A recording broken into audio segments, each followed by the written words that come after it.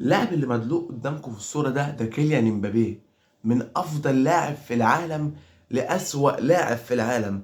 مش عارف ريال مدريد صراحة جابوا كيليان امبابي بتاع باريس سان جيرمان ولا جابوا كيليان امبابي بتاع النسخة المصرية.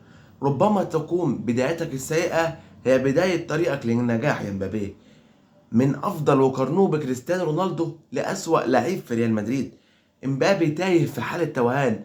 قالوا لك هيلعب في الجناح النهارده، قلنا يمكن الفورمة ترجع ويبقى ده امبابي، ولكن سابوه وكابوس ولاعيب تحسه انه كابوس على ريال مدريد. امبابي تحسه من لاعب، من افضل لاعب جابوه من باريس الى اسوأ لاعب في ريال مدريد وفي العالم. بينتقدوا الجمهور كله، بينتقدوا جمهور ريال مدريد. لوصلت ان في رسالة جات لي بيقول لي يا رب يجيله صليبي، يا رب يخرج ويا رب يبقى لعيب بره. ربما يكون امبابي في حالة سيئة، ولكن بدايتك السيئة يا امبابي قد تكون طريقك للنجاح. الليفر كان الفريق الافضل امبارح، ولكن انت اهدرت وصلاح اهدر. ربما تكون بدايتك السيئة هي بداية طريقك للنجاح يا امبابي. قطعا وحتما ستتفاجئوا بنسخة من مرعبة من كيليان امبابي.